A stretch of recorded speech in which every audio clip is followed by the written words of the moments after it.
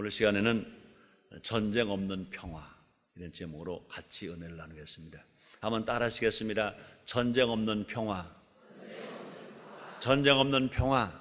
네, 여러분들은 전쟁 없는 평화를 원하고 있는 줄 믿습니다. 그런데 안타까운 것은 1968년 두 명의 역사학자가 흥미로운 연구 결과를 발표했습니다. 3421년의 인류 문명사 중에 전쟁이 없었던 때는 286년밖에 안 된다는 것입니다. 3421년 만에 1년 동안에 3421년 동안에 인류 문명사 중에 전쟁이 없었던 때가 286년. 한마디로 인류는 약 92%의 시간을 전쟁을 하면서 보냈다는 것입니다. 오늘날 많은 젊은이들이 전쟁을 먼 나라의 이야기로만 생각하고 있다는 것입니다. 분단 현실에 살고 있습니다. 우리는 분명히 1945년 8월 15일 해방을 맞았습니다. 해방이 맞아 기쁘다, 참 좋다, 독립했다 그러는데 이게 웬일입니까?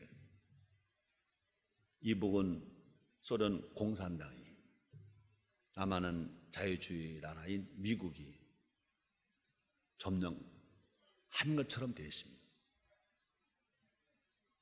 그뿐이 아닙니다. 우리는 1950년 6.25 전쟁을 치렀습니다. 그러고도 휴전되고 50년이 되었지만 아직도 분단 상태에 있습니다. 한반도는 평화협정이 아니라 정전협정인 것입니다. 우리가 정신을 차리고 기도하지 않으면 언제 또 전쟁이 일어날지 모르는 것입니다. 북한은 미사일을 개발합니다. 북한은 핵무기를 개발합니다. 우리가 그렇게 핵무기 개발을 중단하라 전 세계가 애쳐도 그들은 지금 막무가내입니다. IAEA에서 탈퇴했습니다. NPT 핵 확산 금지 조약을 깨고 탈퇴했습니다. 얼마나 위험한지 모릅니다. 정말로 다양하게도 우리는 어제 2003년 1월 11일 서울특별시 시청 앞 광장에서 나라와 민족을 위한 평화기도회, 한반도에 전쟁을 없게 하는 평화기도회를 적어도 10만 명 가까이 모여서 기도했습니다. 차디찬 아스팔트 바닥에 무릎을 꿇고 외쳤습니다. 하나님, 우린 전쟁을 싫어합니다. 하나님, 이 땅에 전쟁 없는 평화가 오게 해 주시옵소서. 외쳤습니다. 아마 깜짝 놀랐을 것입니다. 사탄이 전쟁을 뒤에서 조종하고 있는 영적인 그 사탄이 깜짝 놀랐습니다. 그뿐이 아닙니다. 전쟁과 테러를 일삼는 전쟁을 좋아하는 사람들까지도 깜짝 놀랐을 것입니다. 다시는 이 땅에 전쟁이 있어서는 안 될 것입니다. 그뿐이 아닙니다. 한반도에만 전쟁이 있어서는 안 되는 것이 아니라 지구촌에 전쟁이 없는 평화의 세상이 되어야 할 것입니다. 그뿐이 아닙니다. 테러도 없는 안전하게 살 수 있는, 평안하게 살 수 있는 그런 세상이 되어야 할 것입니다. 이 시간 전쟁 없는 평화를 위해서 우리가 알아야 되고 할 일이 무엇인가 함께 생각해 보면서 은혜 받도록 하겠습니다. 첫째로 전쟁의 무서움. 전쟁은 무섭습니다. 따라합시다. 전쟁은 무서운 것이다. 그렇습니다. 전쟁은 무서운 것입니다. 그렇습니다. 전쟁의 가장 큰 무서움 뭐냐? 서슴없이 생명을 앗아가는 것입니다. 6.25 전쟁 기간 동안 450만 명의 인명피해를 입었습니다. 사망자, 부상자, 납치자, 실종자 다 합치니까 450만 명. 기타 피난민이 320만 명. 전쟁 미망인이 30만 명. 고아가 10만 명. 이산가족이 1천만 명. 전쟁은 인간의 존엄성과 귀중한 생명을 한순간에 앗아갑니다. 더 큰 문제는 뭐냐? 인간성이 상실된다는 것입니다. 자녀가 부모를 막 죽이기도 합니다. 형제가 형제를 막 죽이기도 합니다. 그래서 아주 정치적 이념 때문에 그것이 아주 당연한 것으로 착각하고 있습니다. 큰 잘못을 하고 있습니다. 너무나 쉽게 자연을 파괴합니다. 또 고귀한 가치를 상실합니다. 한마디로 전쟁은 하나님 형상으로 지음받은 인간을 짐승보다 못한 존재로 만들어가고 있는 것입니다. 그러므로 전쟁은 너무나 무섭습니다. 우리는 힘을 다해서 이 땅에 전쟁이 일어나는 것을 막아야 할 것입니다. 분명히 알아야 할 것은요, 전쟁 뒤에는 그 전쟁을 조절하는 사탄이 있습니다. 예수님은요, 사탄을 처음부터 살인자라고 이렇게 말씀하고 있습니다. 요한복음 8장 44절에서 예수님 친히 하신 말씀이 있습니다. 너희는 너희 아비 마귀에서 났으니 너희 아비의 욕심을 너희도 행하고자 하느라고. 저는 처음부터 살인한 자여 진리가 그 속에 없으므로 진리에서 서지 못하고 거짓을 말할 때마다 제 것으로 말하나니 이는 저가 거짓말쟁이요 거짓의 아비가 되었음이라. 이렇게 말했습니다. 그러므로 전쟁이 일어나면 가장 기뻐하는 것이 뭐냐? 바로 사탄인 것입니다. 왜요? 사탄은 전쟁을 하게 하는 영인 것입니다. 성령은 전쟁을 막게 하시는 영이신 것입니다. 우리는 세상 정부와 세력과 싸우는 것이 아니라 누구와 싸우는 겁니까? 사탄과 싸우는 것입니다. 그래서 에베소 6장 12절에 이렇게 말씀합니다. 사도 바울이 한 말입니다. 우리의 씨름은 혈과 육에 대한 것이 아니요 정사와 권사의 어두움의 세상 주관자들과 하늘의 악의 영들에게 대함이라. 이렇게 말씀했습니다. 우리가 하나님 앞에 나아가 기도하면 전쟁은 그치고 오히려 평화가 올 것이고 전쟁의 연습도 사라질 것을 성경은 우리에게 이렇게 말씀하고 있는 것입니다. 미가서 4장 3절입니다. 그가 많은 민족 중에 심판하시며 먼 곳 강한 이방을 판결하시리니 무리가 그 칼을 쳐서 보습을 만들고 창을 쳐서 낫을 만들 것이며 이 나라와 저 나라가 다시는 칼을 들고 서로 치지 아니하며 다시는 전쟁을 연습하지 아니하고. 이렇게 말씀했습니다. 두 번째입니다. 전쟁 없는 평화. 여러분 평화를 정말 원하시면 아멘 하겠습니다. 우리 하나님은요 평화를 원하시는 것입니다. 성령님도 평화를 원하시는 것입니다. 그러므로 성령의 열매 중에 세 번째가 뭡니까? 첫째는 사랑, 두 번째가 희락, 세 번째가 화평인 것입니다. 전쟁이 없다고 곧 평화가 이루어지는 건 아니다. 평화는 간구해야 되는 것입니다. 평화를 잃으면 모든 건 다 잃어버리는 것입니다. 안타깝게도 사람들은요 평화가 무엇인지 잘 모르고 있습니다. 전쟁 없이 그저 사이좋게 지내는 것만이 평화라고 생각합니다. 그건 평화가 아닌 것입니다. 사회 질서가 안정되고 부유하고 잘 먹고 잘 입으면 잘 살고 있으면 평화라고 생각합니다. 그것도 진정한 평화가 아닌 것입니다. 자, 그러면 무엇이 평화일까? 예수 그리스도가 바로 우리의 평화이신 것 아시기를 바랍니다. 그래서 에베소 2장 14절에 봅니까? 그는 우리의 화평이신지라. 예수 그리스도가 평화의 왕이신 것입니다. 예수님이 평화이신 것입니다. 그러므로 이 나라와 민족이 주님을 의뢰할 때 평화가 넘쳐날 수 있다. 예수 안에 평화가 있습니다. 왜? 그분은 평화의 왕이시기 때문에. 그러므로 불신자가 예수를 믿고 구원받은 자가 예수형 성령 세례받고 성령 충만하고 또 하나님의 말씀을 실천하면서 우리가 정직하게 우리가 욕심 없이 살아갈 때 이 땅에 진정한 평화가 누구를 통해서? 하나님을 통해서 예수님을 통해서 이 땅에 온다 그 말인 것입니다. 그래서 이사야서 26장 3절에 보니까 주께서 심재가 견고한 자를 평강의 평강으로 지키시리니 이는 그가 주를 의뢰함이니라. 주를 의지하면 주를 믿으면 주님을 모시면 그 사람 어떤 사람이냐? 평강의 사람이 된다는 것입니다. 평화의 사람이 된다는 것입니다. 그런 삶으로 살아갈 때 진정한 평화가 오고 진정한 평강이 온다는 것입니다. 학자들은 21세기를 삼불 시대다 이렇게 말한답니다. 삼불이 뭐냐고요?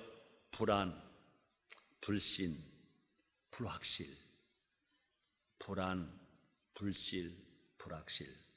전쟁이 일어나는 것도 믿음이 불안하기 때문에, 전쟁이라는 것도요, 마음이 불안하기 때문에, 또 사람들을 불신하기 때문에, 미래가 불확실하기 때문에 전쟁이 일어난다는 것입니다. 왜 전쟁이 일어나냐고요? 마음이 불안하면, 사람을 불신하면, 미래가 불확실하면 전쟁이 일어난다 그 말입니다. 불안하고 불신하며 불확실 속에서 사는 인간은요, 절대로 마음이 평화로울 수가 없습니다. 불안합니다. 또 평화를 이루어내지 못하는 것입니다. 그래서 예수님 말씀하십니다. 검을 가지는 자는 다 검으로 망하느니라 말씀했습니다. 미사일을 만드는 사람 미사일로 망하리라.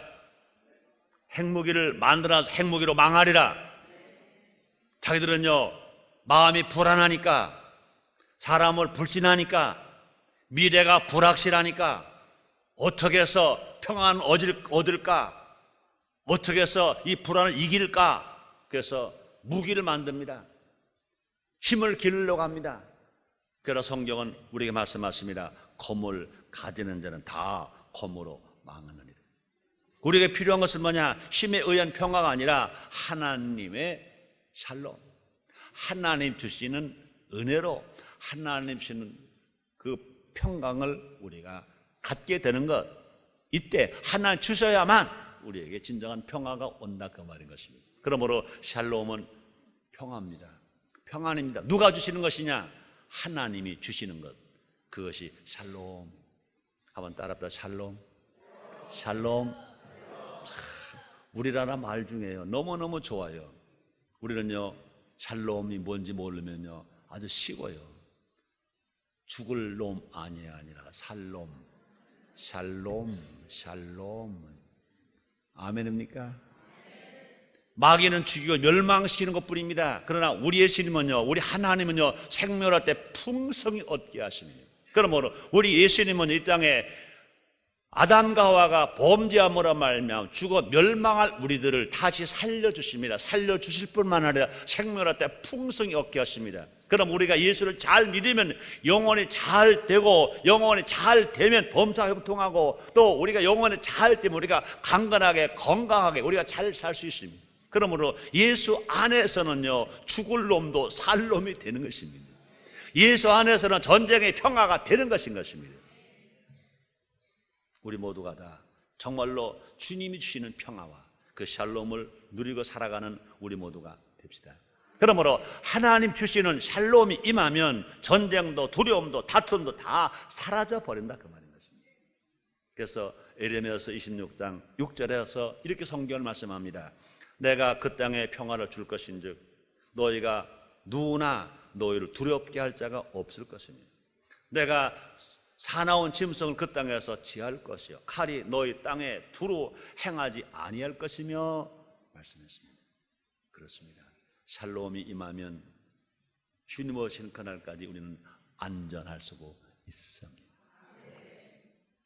핵무기가 없어도, 미사일이 없어도, 세상 것 더 큰 거 가지고 없어도, 정말로 성령 안에서 살면, 믿음으로 살면 하나님께서 우리 각자의 마음에 평안, 진실 마음의 평화, 하늘실 그 샬롬이 임하면 우리는 날마다 주 안에서 안전하게 살 수 있다. 행복하고 기쁘고 즐겁게 평안 가운데 살 수 있다 그 말인 것입니다. 그래서 시편 4편 8절에서 성경은 또 이렇게 말씀하십니다. 내가 평안히 눕고 자기도 하리니 나를 안전히 거하게 하시는 이는 오직 여호와십니다.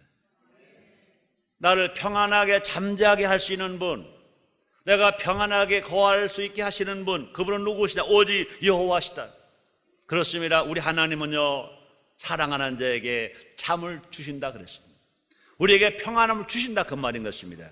세상 모든 만물이 하나님과 샬롬하면 복을 누린다. 그렇습니다. 그래서 욥기서 22장 21절에 보니까 너는 하나님과 화목하고 평안하라. 그리하면 복이 내게 임하리라. 첫 번째 아담은요, 하나님과 원수되었어요. 왜요? 하나님은 명령하셨습니다. 동산 중앙에 있는 나무, 선악 알게 한 나무 열매는 먹지 말라. 먹는 날에 정령 죽으리라. 그 말씀 왜 하셨습니까? 하나님은요, 아담을 사랑하시기 때문에, 하와를 사랑하시기 때문에, 사람을 사랑하시기 때문에, 인류를 사랑하시기 때문에 우리 하나님 명령하셨습니다. 그런데 아담과 하와가 하나님의 사랑을 몰랐어요. 명령에 거역했어요. 그래서 선악을 알게 한 나무 열매를 따먹었어요. 여러분, 어떻게 생각합니까? 하나님 앞에서 볼 때는요, 아담과 하와가 하나님 앞에 불순종한 것도 나쁘지만 하나님은 더 마음이 아픈 건 뭐가 마음이 아팠을까요? 그걸 안 따먹었으면 하나님 형상과 모양대로 지음받은 사람이 에덴 동산에서 죽지 아니하고 고생하지 아니하고 멸망받지 아니하고 병들지 아니하고 세상 것 다 누리며 살 수 있었을 것인데 그 첫 아담이 잘못해서 첫 그 하와가 잘못해서 그 인류가 저주받게 되었으니 하나님 그 사랑 많으신 하나님 아버지가 얼마나 마음이 아팠겠어요. 그러니까 어쩔 수 없이 죄를 진 아담과 하와는 에덴 동산에 쫓겨나 버리고 말았어요. 하나님 말씀이 불순종했습니다. 거역했습니다. 그런데요, 우리 하나님은요, 죄는 미워하시지만 죄를 지은 사람은 사랑하십니다. 그래서 우리에게 다시 한번 하나님은 우리의 죄를 용서하시고 우리를 화목하게 하시고요, 진실로 우리가 하나님 안에서 평안하게 살게 하시고요, 예수님 이 땅에 보내셨습니다. 그 예수님은요, 아무런 죄가 없으심에도 불구하고 우리를 대신하여 그렇게 가난하게 사셨고, 우리를 대신해 그렇게 매를 맞으셨고, 우리를 대신해 그렇게 가시관 쓰셨고, 그렇게 양소 양말에 못 박히시고 십자가에 죽으셨습니다. 그래서 그 예수님이 말씀하시면 내가 다 이루었다 그랬습니다. 그래서 이제 예수를 믿기만 하면 예수 보혈의 십자가 안에서 하나님과 우리는 이제 원수 관계가 아니라 화목한 관계, 화해한 관계가 되는 것입니다. 그러므로 너는 하나님 화목하고 평안하라, 그리한 복이 내게 임하리라. 그러므로 사랑하는 성도 여러분들이요, 우리는 예수 안에서 하나님과 화목하게 되었기 때문에, 진실로 예수 안에서 하나님의 자녀가 되었기 때문에 우리가 하나님과 화목하고 평안할 때 하나님의 복이 우리에게 임하는 것 믿으시기를 제모로 축원합니다. 세 번째입니다. 우리가 할 일. 세상에 평화를 심는 것은 성도의 사명이다. 그래서 로마서 12장 18절에서 사도 바울은 이렇게 말합니다. 할 수 있거든 너희로 서로 모든 사람으로 더불어 평화하라. 평화의 왕 되시는 주님께서 우리를 대신하여 그렇게 십자가에 빌려 죽으시고 우리에게 평화를 주신 그 하나님이 사도 바울을 통해서 우리에게 지금 명령하십니다. 할 수 있거든 너희로서는 모든 사람으로 더불어 평화하라. 모든 사람으로, 있는 사람이나 없는 사람이나, 지역 구분하지 말고, 계층 구분하지 말고, 세대 구분하지 말고, 얼굴 색깔이 검든 희든 노랗든 구분하지 말고, 나에게 또 너에게 손을 끼쳤든 끼치지 않았든 그런 거 구분하지 말고, 우리 주님 말씀하십니다. 모든 사람으로 더불어 평화하라. 이것이 주님의 명령이신 것입니다. 이 사명이 얼마나 귀한지 예수님은 화평케 하는 자에게 큰 복을 주시겠다고 약속하셨습니다. 보세요. 마태복음 5장 8절로 9절 말씀이십니다. 마음에 청결한 자는 복이 있느니 저희가 하나님 볼 것이요, 화평케 하는 자는 복이 있나니 저희가 하나님 아들이라 일컬음을 받을 것이며. 팔복에 나오는 말씀입니다. 마음이 청결하면 어떤 복을 받는데요? 하나님을 본대.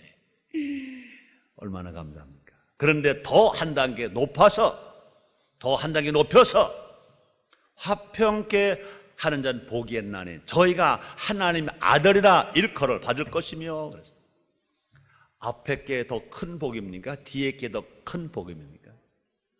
뒤에 겁니다. 마음에 청결한 자는 복이 있다고 그랬습니다. 하나님을 본다 그랬습니다.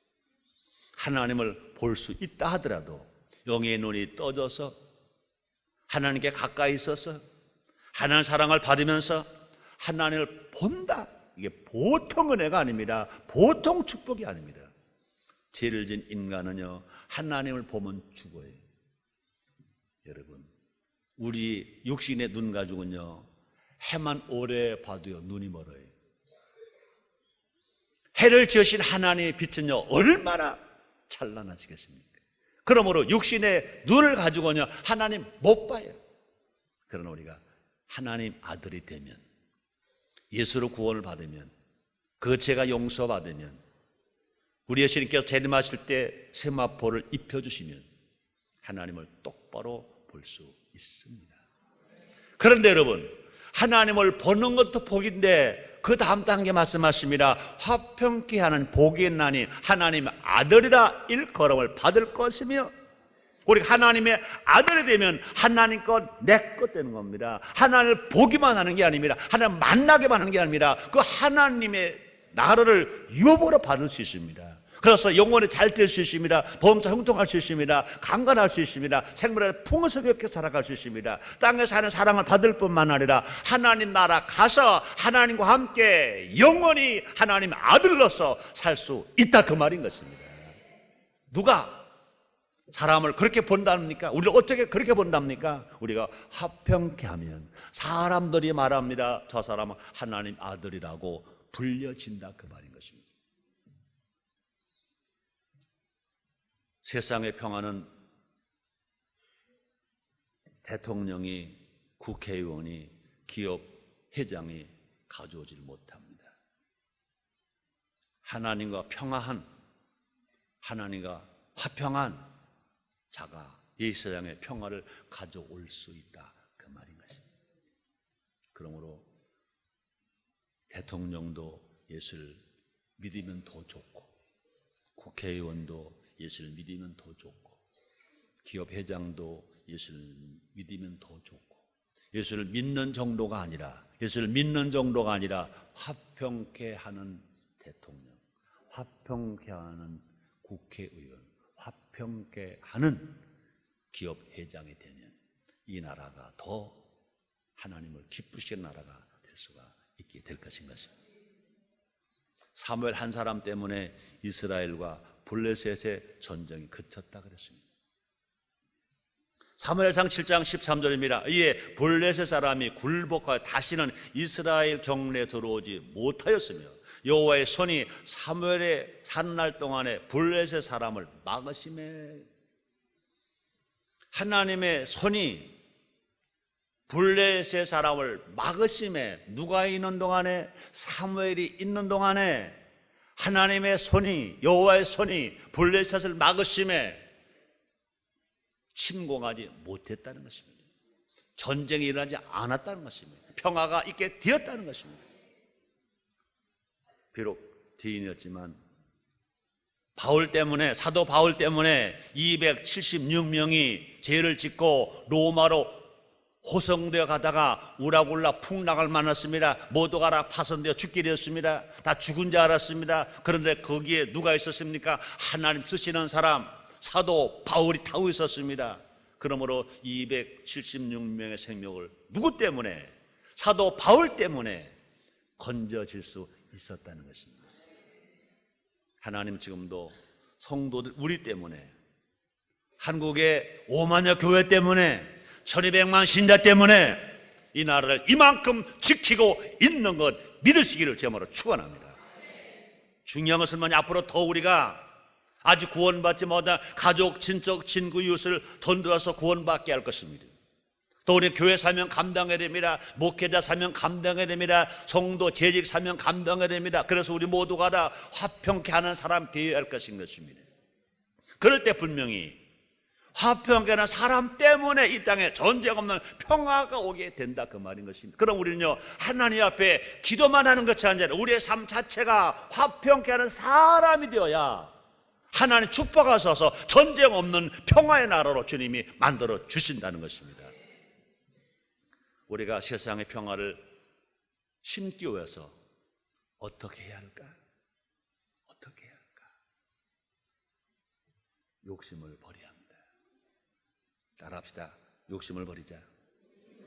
욕심 버리자. 여러분, 싸움은 어디서 옵니까? 인간의 욕심에서 옵니다. 싸움은 어디서 옵니까? 전쟁은 어디서 옵니까? 인간의 정욕에서 옵니다. 야고보서 4장 1절에서 이렇게 말합니다. 너희 중에 싸움이 어디로, 다툼이 어디로 쫓아나느냐? 너희 지체 중에서, 너희 몸 중에서 싸우는 정욕을 하는 것이 아니냐? 안목의 정욕, 이생의 자랑, 육신의 정욕, 돈의 욕심, 권력의 욕심, 명예의 욕심, 욕심 때문에 전쟁이 오는 것입니다. 미안하지만 북한의 김정일 국방위원장도 족한 줄 알아야 돼. 그렇지? 북한의 지도자로 아버지가 했다가 그 아들이 저렇게 하고 있는 것만 가지고도 족한 줄 알아야 돼. 북한의 동포들이 지금 먹지 못하고 굶어 죽고 어린아이가 굶어 죽고 있는 그 어려운 때 더 이상 욕심을 부리면 안 돼. 욕심 때문에 미사일 만들고, 욕심 때문에 핵무기 만들고, 욕심 때문에 전쟁을 일으키려고 한다면 이것을 분명히 바로 알고 포기해야 할 것인 것입니다. 나보다 먼저 남을 생각할 때 평화는 시작됩니다. 따라합시다. 하나님 먼저, 너 먼저, 그리고 나.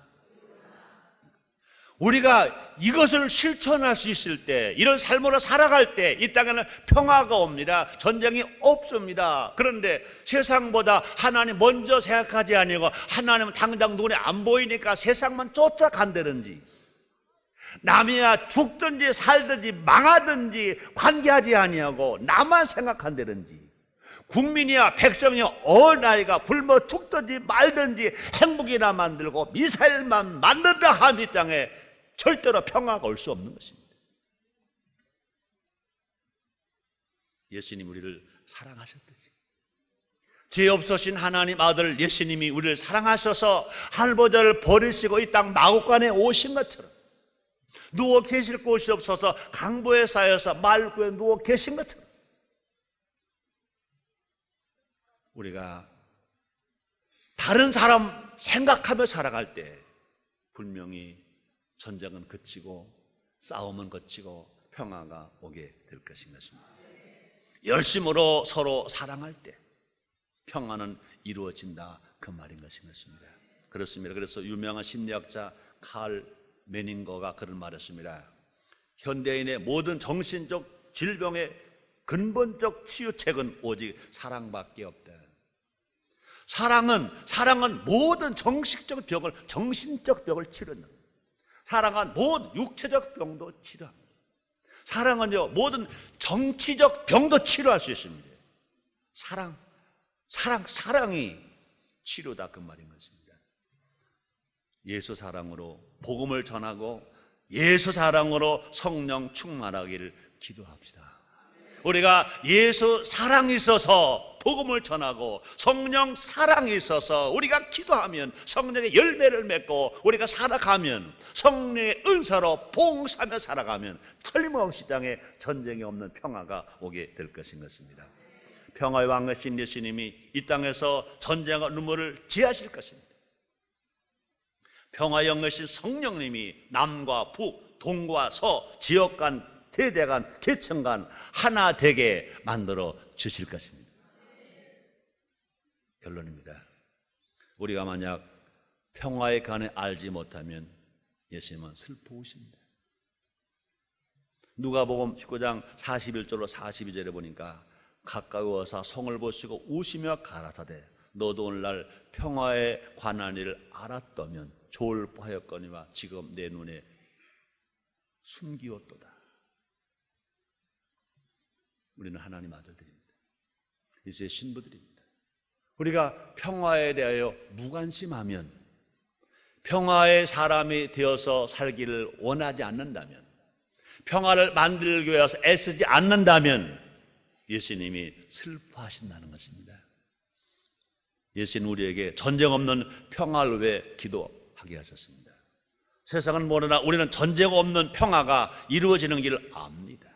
우리는 알고만 있는 것이 아니라 이 일을 위해서 우리가 기도해야 할 것인 것입니다. 내가 욕심을 포기하고, 내가 남을 먼저 생각하고, 내가 이웃을 먼저 생각하고 우리나라가 중요한 것처럼 다른 나라 생각할 줄 알고 우리가 살아갈 때 이 땅에 전쟁 없는 평화가 오게 될 것인 것입니다. 하나님은 우리 기도와 사랑을 통해서 이 땅에 분명히 전쟁 없는 평화를 만들어 주실 것입니다.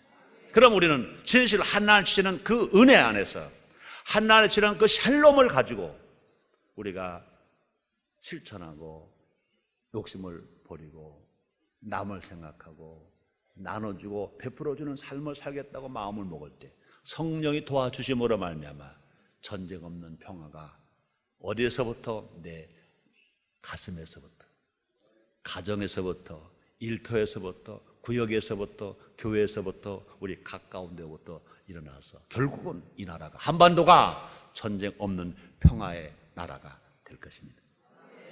기도하겠습니다. 하나님 아버지 감사합니다. 전쟁은 사탄이 주는 것, 평화는 성령님 주시는 것. 우리는 전쟁을 싫어합니다. 평화가 오기를 원합니다.